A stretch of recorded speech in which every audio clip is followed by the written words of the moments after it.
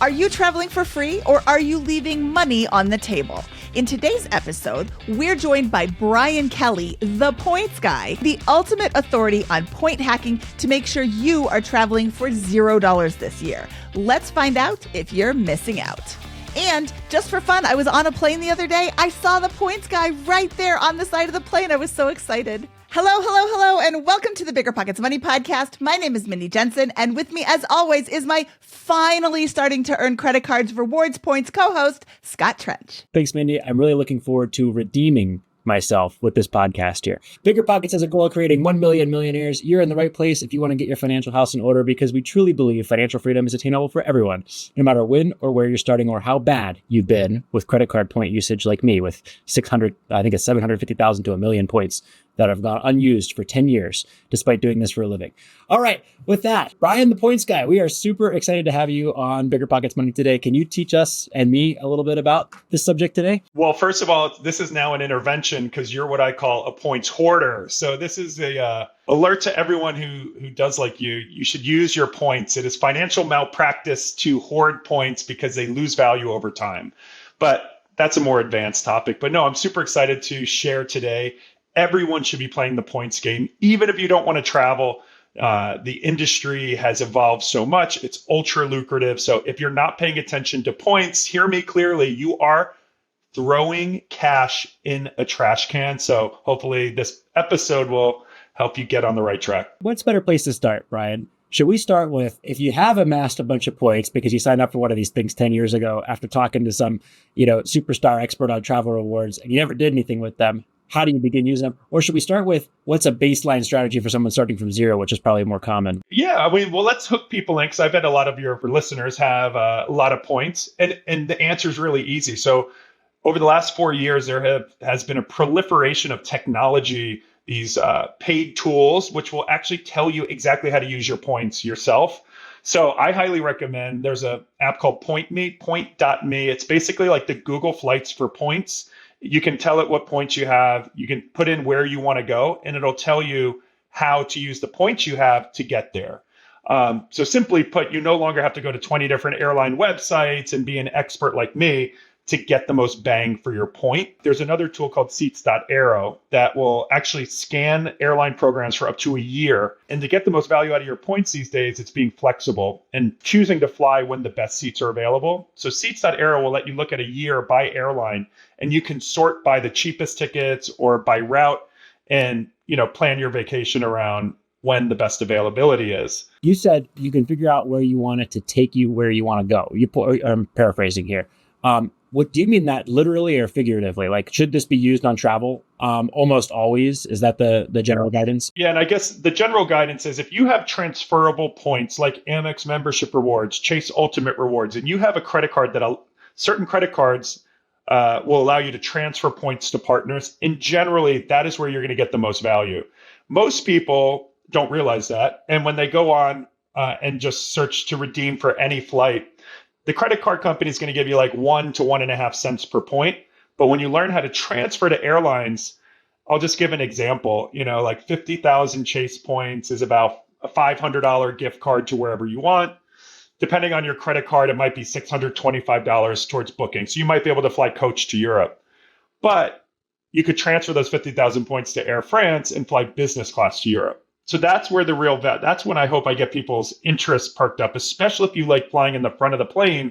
Transferring your points that's where the excitement comes in, because it's not pegged to the cost of the ticket. And in a perverse way, the more expensive the ticket is, when you can get those points tickets, that's sort of expert mode. And that's why the people in this industry hate when I teach other people how to do it, because it makes it harder for them. But hey, that's my job. Yeah, it just seems like vacation is so much better when it's not being paid for with cash. Let the airlines and credit card companies pay for your trip so that you can, at least your flights and hotels, so you can spend the money on things that you love the most. And, and that's why like points are a financial tool. They are a currency, and they're not taxable. So you can get banks to give you free points that you will not be taxed on. You can be smart about how you spend your money. And what I love about credit, as I'm sure you've talked about many times on the show, is when you actually pay your bills off in full every month, your credit score goes up. So winning at points is like winning at life. because not only can you get the credit card companies and the airlines to fund your trips, but your credit score goes up as long as you're playing by the rules, like paying your bills off in full every month to avoid high interest. If you are going to have huge credit card bills, I do not recommend playing the points game. You may want to get a 0% balance transfer card, but yeah, it's all about the points. So is it as simple as, if there's one takeaway from this, if you have a ton of points, go to point.me and start poking around, and the answers for how to travel using those points most effectively will present themselves? Or what else? Exactly. Yeah. So, point.me is just one. And if you have an American Express card, if you go to point.me/Amex, the tool is free. And you'll put in, New York to Miami or New York to LA, wherever you live, and it'll show you in real-time availability, hey, if you book this through the airline, it's going to cost you $500, 50,000 points, but here's how you transfer for 20,000. So it does all of the math and it searches all of the different options for you.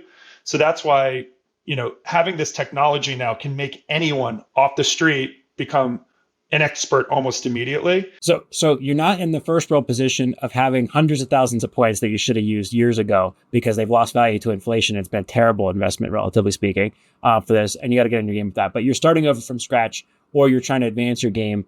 How do we kind of basically frame the opportunity with credit card points for someone getting into it and then finding ways to travel for free? Yeah. There's three main flavors of rewards cards. Number one is cashback. Pretty simple. You spend, you're generally going to get anywhere from 1% to 2% cashback. If you're going to get a cashback card today, Citi Double Cash is sort of like the standard 2% back, no annual fee as long as you pay your bill. So you want to look for like 2% back. That's like pretty good. You can get a little bit higher than that with some specialty cards, like if you have a brokerage account with Bank of America, et cetera. The second is the co-brand cards. That's airline cards, hotel cards. They offer, the currency you get is that airline. So the real value in these cards, though, is perks: free check bags, priority boarding, lounge access, elite status.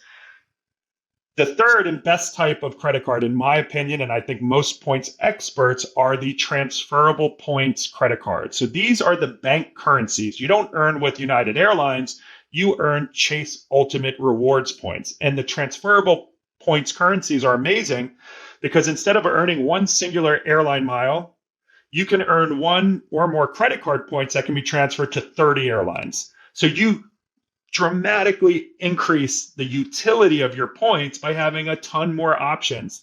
Because the downside of getting just airline or hotel points is, if you're accruing American Airlines miles on their co-brand, but say you want to go on your honeymoon to Dubai and your life, you want to fly Emirates, you can't. Once you have an American airline, you can't transfer out. They're untransferable. You are in bed with that airline. And a lot of the airlines have been naughty and continuing to devalue their programs. So when you have it with the bank, it's a much more valuable currency. The trade-off is that you don't get as many perks with that airline. You're not going to get free check bags with a bank credit card. So everything is just a calculation. The real goal is you want to get big sign-up bonuses for a new credit card. And you want to get credit cards that offer category bonuses. So that's on everyday spend. The Amex Gold card, for example, offers 4 points per dollar spent on dining and groceries, which are huge categories for most people. The Bilt credit card is a transferable card that gives you points on rent with no fees. So if you are a renter, there is no reason not to get the Bilt rewards card. Even if your landlord takes a check, you can pay with your Bilt credit card. They get their direct deposit or check, and you earn points for free with no annual fee. Does the Bilt card, if you recommend the Bilt card to your tenants, do you get like a little spiff as a landlord? I think they have a program, especially like with the big buildings. I mean, the big residential companies are investors in the company. So I'm sure that that's how they're getting all their new credit card members. But even if your landlord is just like a small landlord that you send a check to, you can still have them send a check or direct deposit and earn the points. So most people are like, well, Bilt seems too good to be true. It's not. And the points are extraordinarily valuable. You can transfer them to United, Hyatt. At the Points Guy, we rank all the points currencies out there, and Bilt points and Chase points are the most valuable. And that's a no annual fee card. So the goal is to look at every dollar you spend. Your rent, which is most people's biggest monthly purchase, you want to be getting points for that and not paying anything. Your dining, your Ubers, your travel, The Chase Sapphire Reserve's another great one. Triple points on travel and dining, but travel includes Uber, public transportation, parking, tolls, etc. So the goal is you want a big sign-up bonus, and then you want to get a card or two that rewards you bonuses where you spend the most money. We have to take a quick ad break, but while we are away, dear listeners, if you're not already doing so, please follow us on Instagram and Facebook. On both platforms, we are BiggerPockets Money, all one word. All right, let's jump back in with the points guy. Why would you say Chase is even more valuable than Amex, for example, for their points? Because you rank at the top. And by the way, I'm lucky I have the 729,293 Chase Ultimate Rewards points. It took me 12 years of spending on that across rental properties and personal to rack up all of those. They're very valuable. Those 700,000 points, if you have a Chase Sapphire Reserve card, you could redeem those for over $10,000 in travel. And I could teach you how to get even more value than that. You could probably get $20,000 worth when you start transferring to book business and first class flights through their partners like Air France, Air Canada. And that's a lot of great trips. You could fly numerous times, round trip business class, to Europe, to Asia. You've got a lot of possibilities there. Now, just to answer your question, Chase points are more valuable because if you have the Sapphire Reserve, they give you 1.5 cents per point base level on all travel, basically, whether you book hotels or flights through them. Amex is only 1 cent. So Chase points are more valuable because their base redemption level, and then also it is just more valuable. Built at 1.25 cents. So there's like base levels of redemption, and then you can transfer them to partners and get many more, 5 cents per point in value potentially. I got to say, like maybe 10 years ago, 10 years ago, I heard that the Chase Sapphire Preferred card was just like a great all-arounder credit card if you weren't sure what to do. At that point, I don't know if that's currently the case, but I just used that, which is how they got me, of course, from the credit card company. Should I change over? The Chase Sapphire Preferred card has a lower annual fee than the Chase Sapphire Reserve card. But because I have so many points, if I plan to redeem them, should I upgrade to that card? So the Chase Sapphire Preferred today, you only get 1.25 cents per point, that base level. But if you had a Reserve card, it would be 1.5. So you can still transfer the points either card. And I think you'll get more value transferring to Hyatt and to the airlines. But off the bat, you would be getting, thousands more in value by having a Reserve if you redeemed it for travel through Chase. Now, here's the trick, and this is what people need to know. So if it's been more than 4 years since you've had a Sapphire sign-up bonus, you'd actually be eligible to get the Sapphire Reserve card as a new card and get the 60,000 point sign-up bonus. But there's a trick to it. What you need to do is downgrade your Sapphire Preferred to a Chase Freedom Unlimited card. That's going to be a no annual fee card with 1.5 points on every dollar spent. And then you apply new for Chase Sapphire Reserve, get the 60,000 points, and then all of your points become Sapphire Reserve points. So there's like nuance. If you were to call Chase today, they would let you upgrade, but give you 0 points. But knowing the trick of, because you can't apply for a Reserve if you have a Preferred, but you can downgrade Preferred to a Freedom, which is a separate product, and then apply fresh to get that 60,000 points, which are worth $900 just right there by applying new versus upgrading. That's super valuable. On an unrelated note, Mindy, I'm going to need you to ask the next 10 minutes worth of questions here. While you call up Chase, sure. Well, I have a lot of questions, a bunch that we have kind of touched on, but not really touched on. Brian, you just said that this one has a lower annual fee, or Scott did. How do you evaluate annual fees for cards? Because some of them are quite eye-opening if you haven't been involved in this before. I got one card that was like, it's a $600 annual fee. Wow. Instantly, I would say no. But then if you dive a little deeper, you see that you get $300 instant credit on travel and, all these other things. How do you evaluate the annual fee? In my book, How to Win at Travel, I have a whole chapter about you need to evaluate the 3 sides of the coin are the earning of points. Generally, cards with higher annual fees offer richer rates of return on the card. So what you want to do is a quick valuation of, okay, so for example, the Chase Sapphire Reserve has that $550 annual fee, but you're earning 3x points on all travel and dining versus 2. And that might seem nominal to you, but if you spend $10,000 a year on travel and dining, it's 20,000 points versus 30. Those extra 10,000 Chase points are worth $150 right there in difference. So then when you add that 150, you'll earn more in points just from that one group of spend, plus the $300 you get a year in travel rebates. You're now at $450 in value from getting that 550 card. So the Sapphire Preferred is $95. So you've closed the gap right there off the bat. Plus that Sapphire Reserve gets you into the stunningly beautiful Chase Sapphire lounges that are now expanding across the country. So that's what I want people to do. The math is how much more in points will you earn? How much more of those points more valuable when you redeem? Because Sapphire Reserve is 1.5 cents versus 1.25. And that starts to add up very quickly. And then the third side of the coin is perks.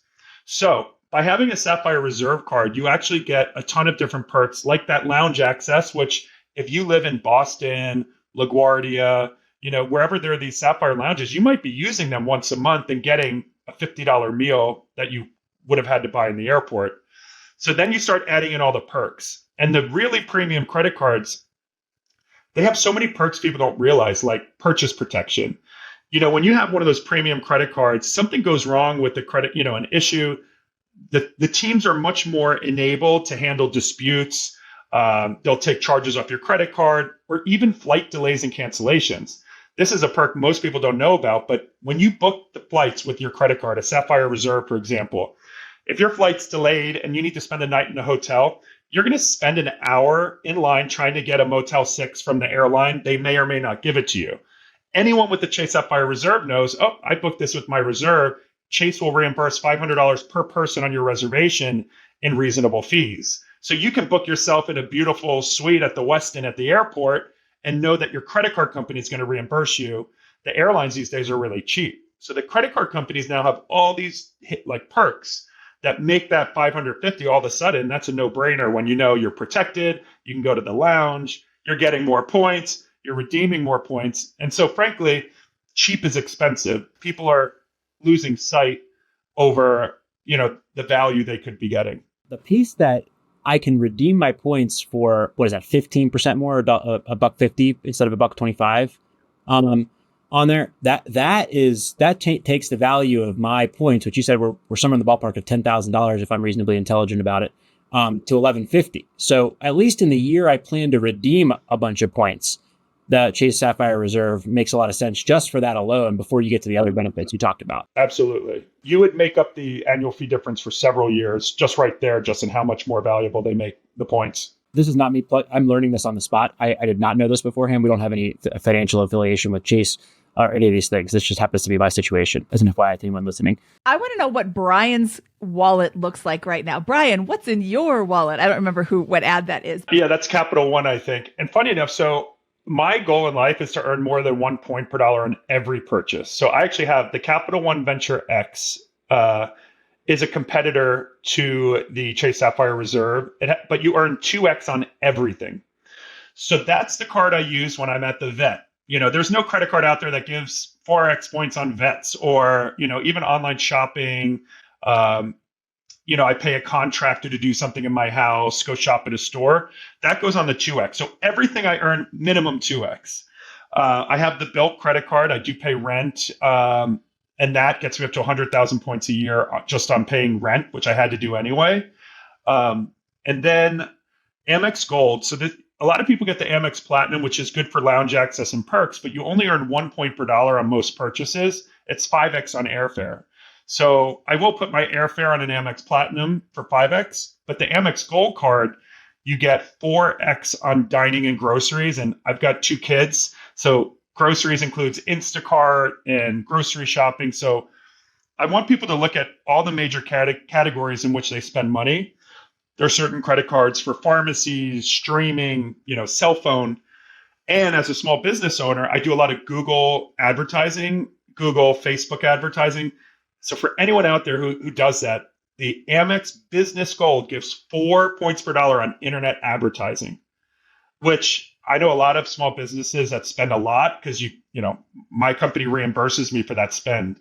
So, and it's up to $150,000 a year. So I get 600,000 valuable Amex points for using that business gold card. So also small business credit cards are a huge way to unlock even more points. Okay, you are now touching on the reason that I have a Capital One Venture X and a Hyatt card and a Southwest card, and that's it.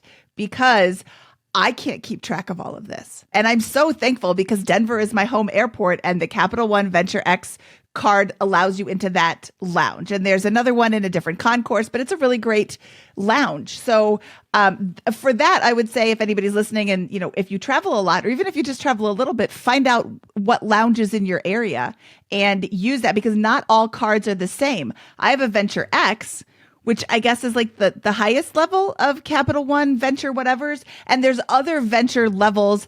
I will jump the line to get into the lounge because I have a quote unquote better card.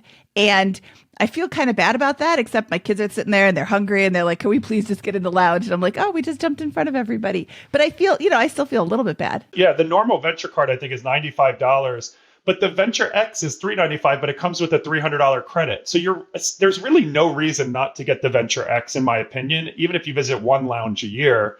Plus, all the other perks are so much higher. I think for you, if you like flying, if you like Hyatt and Southwest points, I would recommend to you to get a Sapphire card because you could be earning 3x on travel and dining, and you can transfer one-to-one to Southwest and Hyatt.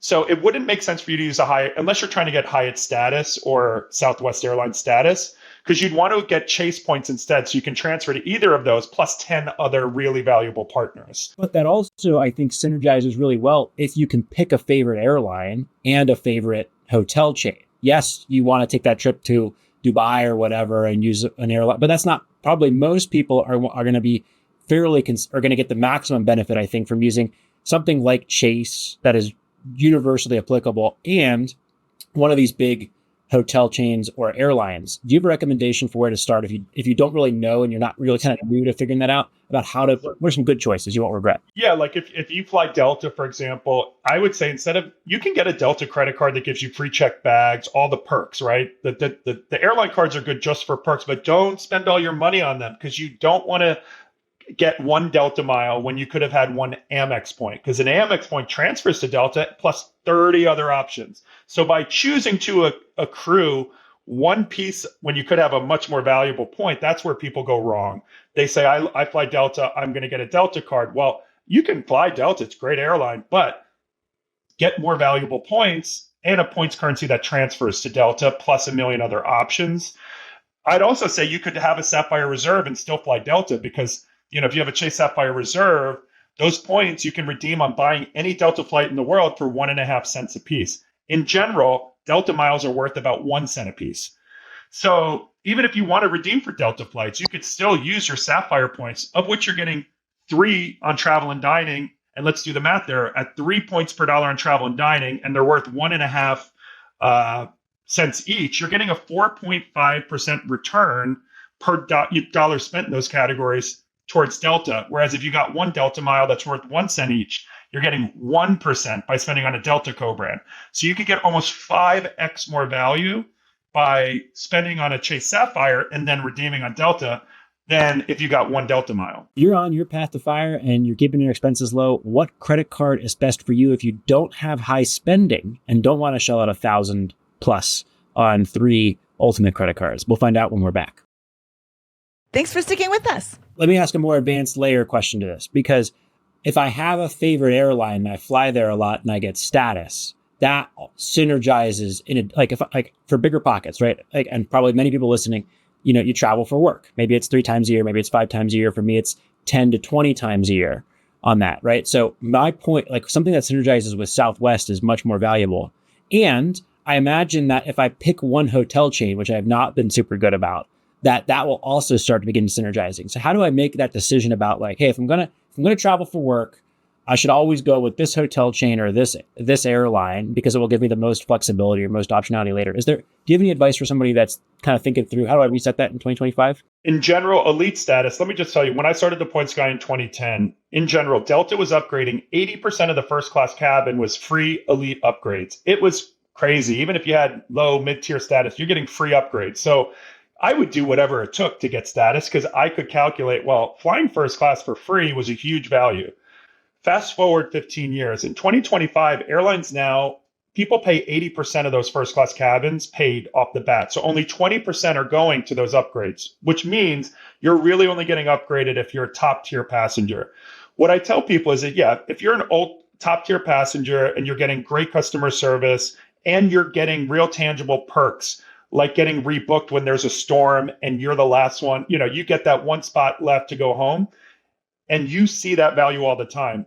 What's been happening is people who have like mid-tier status are not seeing those perks anymore. So you're being sold the promise of goods. And now the airlines are now saying, well, you have to spend all your money on our co-brand to get the status.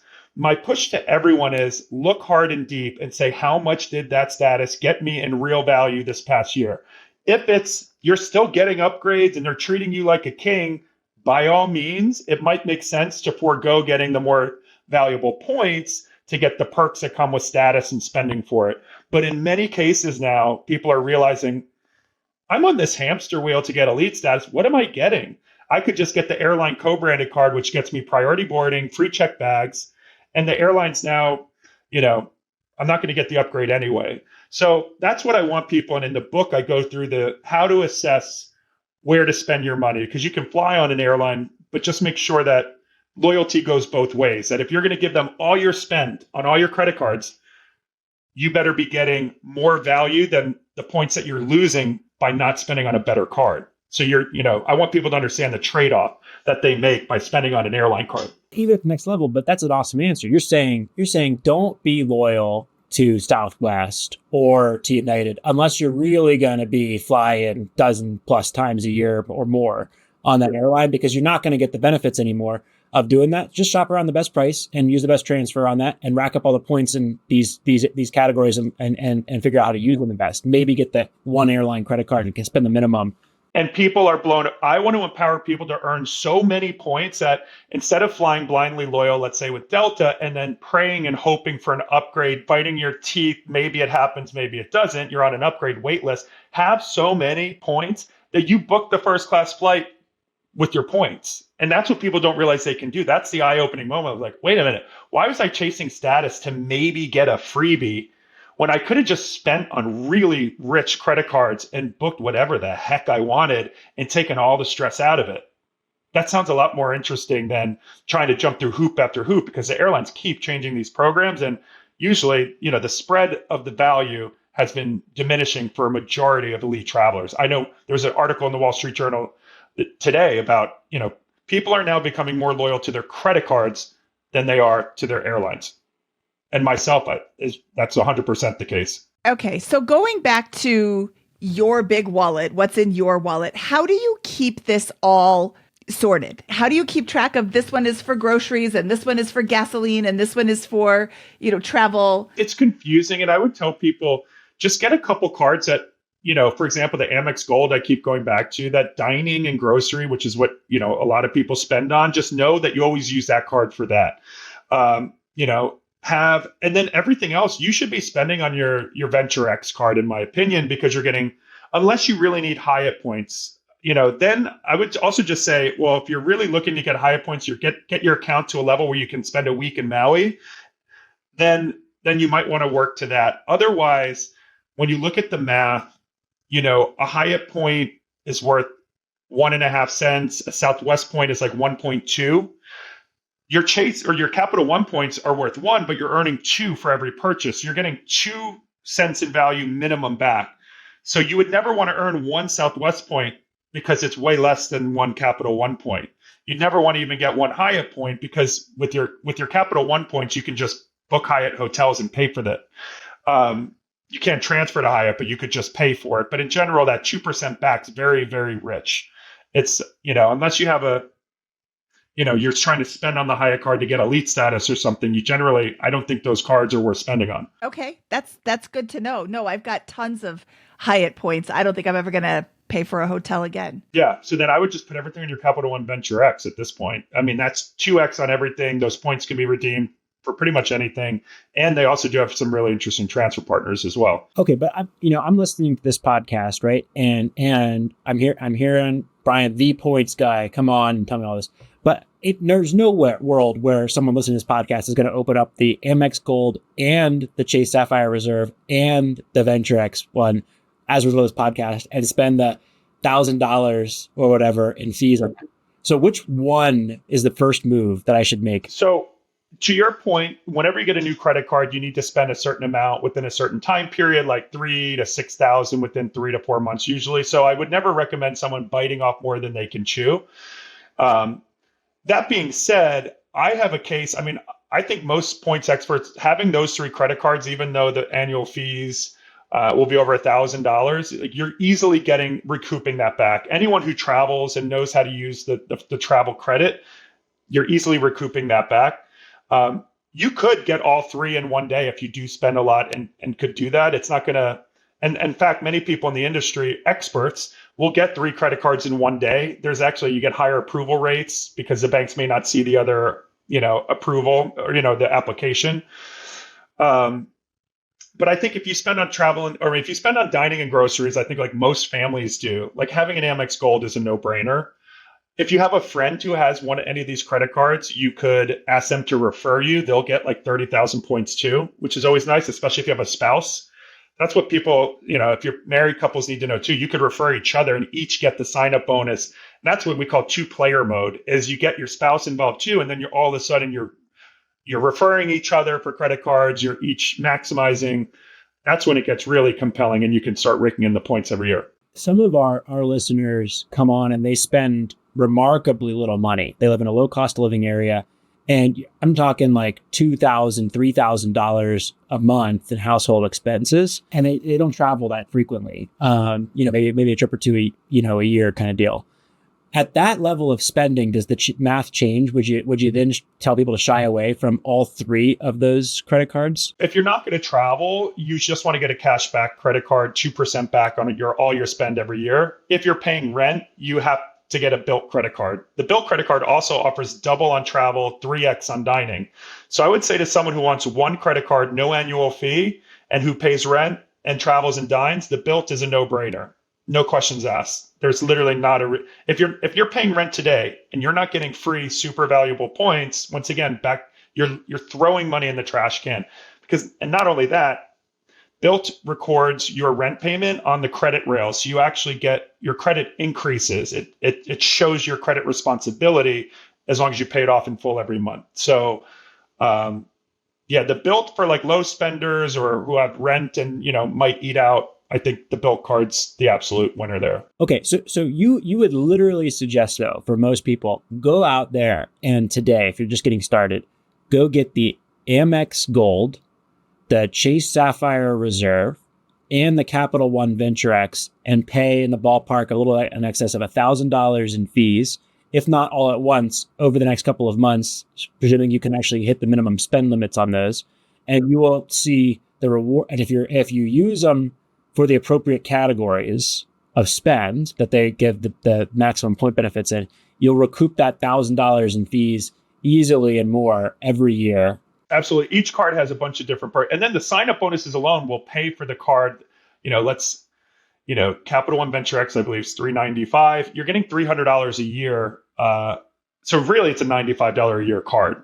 And you're going to get 60. I don't know the sign-up bonus off the top of my head. Let's say it's 60,000, which is low for that card. That's $600 right there. So if you're paying $95 a year, that's 6 years of the annual fee just paid for just by the first sign-up bonus alone. You know what I mean? Like the economics are not hard to get in your advantage because you're getting the huge sign-up bonus. And then every year you're getting the category bonuses because you're using these cards for the 2x, 3x, 4x, 5x categories, which helps you sustain the points coming in beyond that sign-up bonus. I saw a post from my friend Jenny Roselle, who's an estate attorney, just the other day, and she said, don't forget about your loyalty points and rewards in your estate plan. Is that a thing? Absolutely. And in my book, I interviewed an attorney. So also in divorce, points will be split up by the court. It is communal property. It's something that people do not realize. Even though you're not taxed on points and miles, and it's very tough to put a valuation, they clearly have value, and you should account for them. When you pass, unfortunately, I see this all the time. People do not, I recommend everyone put your frequent flyer passwords in your estate so that your next of kin can come in and redeem those points, and they don't have to go through all the paperwork of trying to beg the airline to transfer them to you. Many airline and hotel programs will expire your points when you expire because you technically don't own them. But if your next of kin have your information and can log into your accounts, they can redeem the points for tickets for themselves or hotels. So yeah, it's something most people don't think about, but it is good to always have that in your estate so that, because some people have millions of points and they go, their next of kin can't get access. And, most programs will say, sorry, they might make an exception if you send in tons and tons and tons of paperwork, but who wants to do that when dealing with someone's passing? Right. So you just don't tell the airline and you just keep using the points until they're all gone. Exactly, because you're allowed to do that. I'm allowed to book points for whoever I want. So my next of kin would come in and just log into my accounts and just book tickets for themselves, run them down to zero, call it a day, instead of losing the thousands in value because you forgot to put your password in your estate. Okay, my last question is, let's say I've got these 4 cards and I don't know which one is the best for which type of purchase. How do I go in and find out what is the best, like which card gives me the most on groceries or whatever? I mean, at the Points Guy, we have, a huge editorial team. So if you want to look for the best credit card for gas, groceries, dining, et cetera, I would just say Google it or just put in the Points Guy at the end. Our team of experts, we narrow this down. In my book, I actually have a list of all the top categories and the top credit cards. And if you have a credit card and you're like, I wonder what card this earns me. Everyone today, go through your wallet, look at your credit card, just Google earning Chase Freedom Unlimited, and it'll take you probably to a Points Guy post. We usually rank higher than the banks, and just make sure you then use that card for that purchase. Some credit cards have rotating categories. I find them annoying, but it can be more value, staying on top. Sometimes you have to activate them, but most credit cards, if there's a bonus category, you just need to make sure you use it at that merchant and you automatically will get the extra points. Okay. And Brian, you have mentioned How to Win at Travel a couple of times. Tell us about this book. So this is for anyone who's like, this is so confusing. How to Win at Travel is my guide to helping people who want to just be better travelers. I mean, I see all day in the airports, people melting down. They don't know the rules.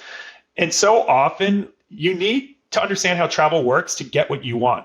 I see people screaming at the agents at the airport, and I'm like, you're doing it all wrong, because if you were nice to that person and knew what to ask for, you're going home tonight. But because you don't understand how the system works, you're screaming at this poor employee who wants you out of here. So the book, it's 15 chapters of how to budget. If you're 22 years old and you want to start traveling, but on social media nowadays, everything is take the trip, do this, but how do you actually set yourself up? Where do you go? How do you stay safe? I interviewed a lot of really interesting people. So there's the 3 core chapters are earning points, redeeming points, and perks. But I also highlight jet lag, how to beat jet lag, which I learned a ton about circadian science while writing the book. So even if you're an expert traveler, an expert points person, this book is a great gift for anyone who wants to be a traveler or is a frequent traveler. And also fear of flying. I'm always shocked how many people have a fear of flying. And I dove deep into that, interviewed Whoopi Goldberg, who used to not be able to even get on planes. Now she flies across the Atlantic by herself. So how to come with that, basically just how to become a better traveler. So you wrote this book for me, essentially. Thank you. For you, and so that I can enjoy dinner parties again, because I am always the most popular dinner party guest, and I just need to give my voice a break. So I'm just going to carry this book around with me wherever I go and say, read for yourself. Awesome. Well, Brian, I really appreciate your time today. This was a lot of fun. I learned a ton, and apparently I now have a bunch of credit cards to go open up. I learned a ton too. You probably made me $1,000, $1,500 just on this conversation in your first 2 minutes. So I really appreciate it. Thank you. Thank you guys for having me. Yeah, thank you, Brian. And we will talk to you soon. All right. That was the Points Guy. And Scott, I have to tell you, I learned so much. I was really looking forward to this interview the entire time that it was on the calendar. I kept waiting for the day we got to talk to him because I had so many questions. I really feel like I got some good answers. He gave some really great credit card suggestions that are like all encompassing credit cards, like the Capital One Venture X, American Express Gold, Chase Sapphire Reserve. I think those are great starters for people who, like me, just don't have the mental bandwidth to hang on to this. But if you're not like me, Brian's got a new book where you can dive deep into all of this stuff. And I'm so excited. I had such a great time talking to him. How about you, Scott? Look, there's that like framework of, you got to spend your time on, you start out spending your time on a $10 an hour activity in high school, and then you try to get to a $25 or $100 activity. And then as an entrepreneur, you try to find a $1,000 or $500 activity. Well, I think that if I spend 5 hours actually doing this stuff, now that we've interviewed all of the biggest names in the point space, and I've never followed their advice other than getting a Chase Sapphire preferred card. If I finally now, after talking to the points guy, and he just told me exactly how to make $1,500 in incremental value on my points, like, if I don't do that, what am I doing here? Like, this is a super valuable thing. And I think that for folks who have ignored this for a long time, if you're like me at all, spending 4 or 5 hours going down the rabbit hole, setting the system up, and then actually spending the points that you've accumulated probably has $5-ish plus $1,000 maybe per year in benefit for you. So it's something I've been missing. I have been missing it too. I've been accruing them at a not nearly high rate as you have, but now I'm excited to start accruing them even more. I'm not kidding, Scott. We're buying a house, or we're building a house, and the builder said that we could pay for all of the materials up front instead of them doing it. And I'm like, yes, please. Mine include my rental properties and include the signing bonuses I got for these things years ago. And I did a couple of the travel hacks and forgot about it. I'm sure that's the case for a lot of people in the community. You just lose track of it after a couple of years, and the fourth credit card you sign up after you get going down the rabbit hole. But I think it's just like sustaining that and using it and putting a few hours of work is thousands of dollars in value if you're actually going to put it in. So that's my big takeaway. And I'm very grateful for the free consultation I got from the points guy on my own personal situation. That was great. Yeah, that was awesome. I am so excited for his book. All right, Scott, should we get out of here? Let's do it. All right, that wraps up this excellent travel episode of the BiggerPockets Money Podcast. He is the Scott Trench, and I am Mindy Jensen saying, take care, little bear.